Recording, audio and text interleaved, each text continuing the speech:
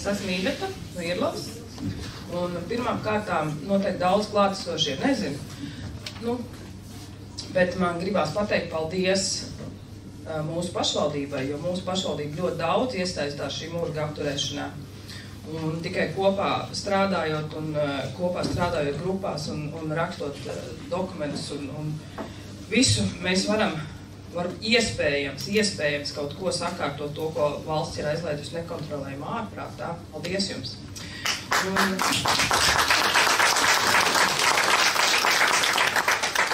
Un nākošā lieta ir tāda, protams, jautājums mūsu vidū.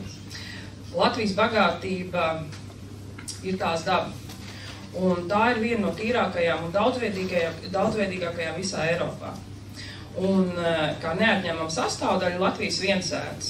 Un tā ir ļoti svarīga kultūrvēsturiskā vai ainaviskā daļa, kas cieši saistīta ar lauku dzīvesveidu, tautas tradīcijām un zemnieku saimniekošanu. Un tad ienāca padomju vara un iznīcināja šīs viensētas.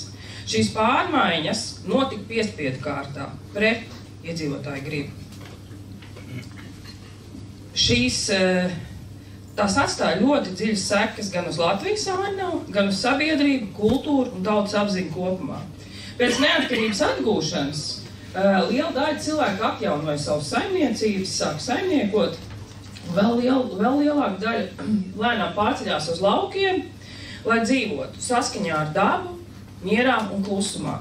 Un katram tam ir pilnīgi savādāks iemesls. Vienam tam ir senči, vienam vērtības, kādam citam veselība, savu vai ģimenes locekļu vai dzīvnieku.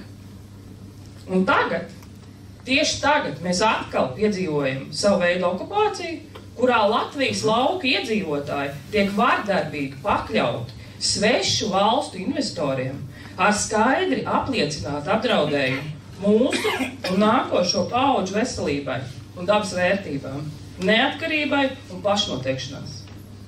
Vēsture atgriežas, jo izsūtāmo cilvēku sarakstu vadu veidošanā ļoti aktīvi piedalījās vietējie latvieši, kas sadarbojās ar padomju varu. Arī šobrīd visu melno darbu dara mūsējie latviešu balviņi. Priekšā varat aplaudēt, visi viņi ir. Lielie svešemju bosi šobrīd sēž savās mīkstajās gultiņās, dzer šampi un reāli ieņirts pie jums. Nevienam jūs nebūsiet vajadzība pēc šī netīrā darba padarīšanas. Un cik vērts ir tavs godprāts? 2000, 3000 mēnesī. Nu, cik ir vērts jums tas, ko jūs šobrīd mums nodarat? Varbūt mums varētu samesties, samaksāt vairāk. Mēnesī. Kāpēc jūs domājat, ka viņam alga ir virs 3000? Ir vairāk. Paskatieties Ignitis mājaslapā, cik piedāvā algu. Lēti, tas ir ļoti lēti. Un tad ir tā, vai tiešām kāds no jums, kangara kalpiem, ir iedomājies, ka jūs būsiet pēc tam vajadzīgi kādam? Kā jūs esat iedomājušies tālāk savu dzīvi? Šeit, Latvijā. Un jums tas patīk vai nepatīk, bet katrs mēs domājam, un domas ir enerģija. Un šajā sapulcēs nevienā nav laba enerģija. Un tās viss materializējās. Ja ne šajā paudzē, nākošajā. Un tad jūs uzdosiet jautājumu, kāpēc man tā?